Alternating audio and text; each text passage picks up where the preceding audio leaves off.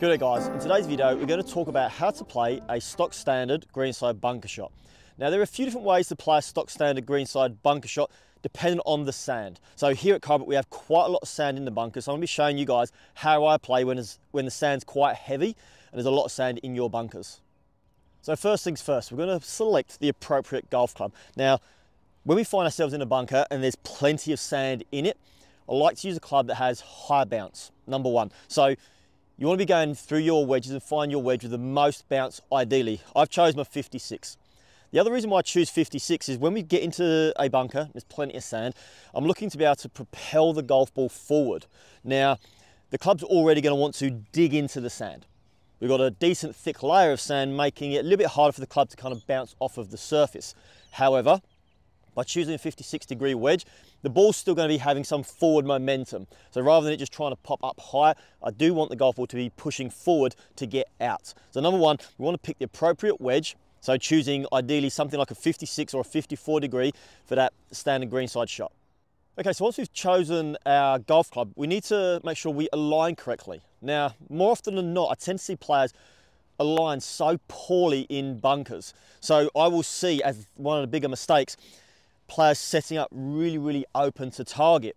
Now, the problem is once I set myself this open, I'm far more likely to swing along the line of my feet.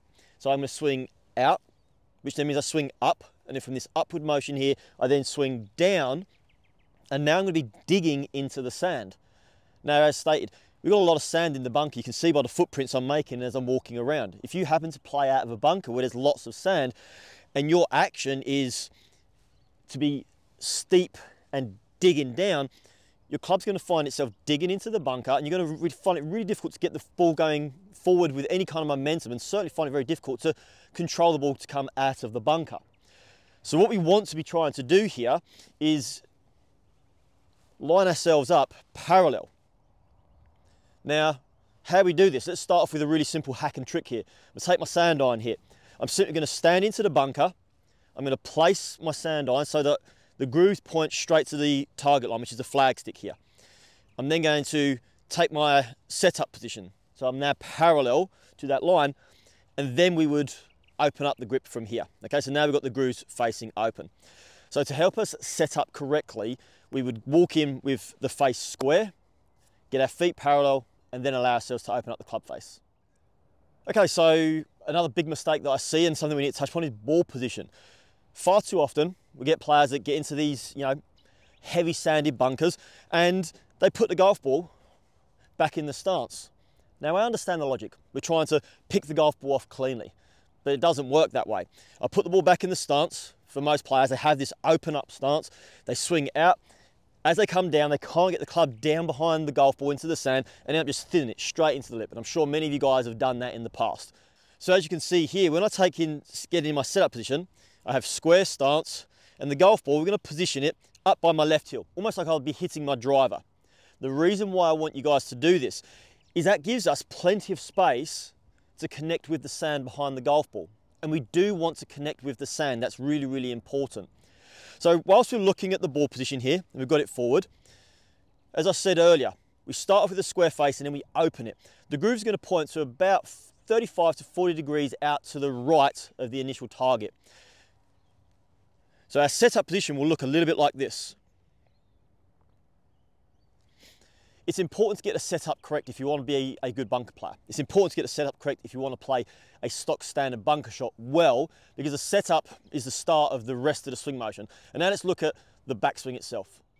So once we get ourselves from our setup position here, and we're ready to make our backswing, very simply, I want to avoid players swinging way too far out and digging and cutting across. We're going to swing a lot more neutral. And the reason being is, as I start my takeaway, I'm moving to a neutral position here, pick the club up, I'm going to feel a little bit more shallow through the hitting area, meaning I'm going to take a little bit less sand, meaning it's going to be easier for the golf ball to move forward. But what I'm also going to encourage you guys to do is, as we work into impact, we're still going to rotate our body like we would do a normal golf swing. And if I do that in slow motion here, you'll see that the club face is starting to re-square itself up and travel towards our intended target. So we don't have to have a great deal of manipulation. We also need to be mindful, swing speed. We want to be aggressive through the hitting area. Now, expert bunker players will have a really good rhythmic tempo. similar speeds back and through, and the ball will fly out beautifully. But for recreational players, for you guys watching this video, we want to try to, if we can, add just a little bit more speed through the hitting area. This will enable us to generate enough club speed to create momentum for the ball to be moving forward. It may, for a short period of time whilst you're training and learning, you might lose a little bit of control for hitting it, you know, to 2 feet all the time. You might have them landing and rolling out a few extra feet, but that's okay because the goal is to get out in one and give ourselves a putting opportunity. So if we do all of those things well, we get our alignment, we get our club face under control, we get that good smooth tempo, we get the club working correctly on the backswing, we should be able to hit a pretty decent bunker shot.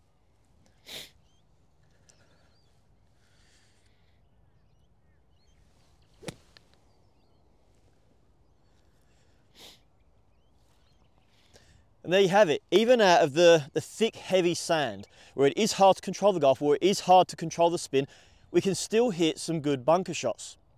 Guys, as always, I appreciate you taking the time to watch today's video. I do hope it's been helpful. I do hope that you've picked some information out of it that's going to help your game. As always, don't forget to like, comment, share, and subscribe to stay up to date so you know when the videos drop. They're every Monday and every Friday at 2 o'clock. And until next time, happy golfing.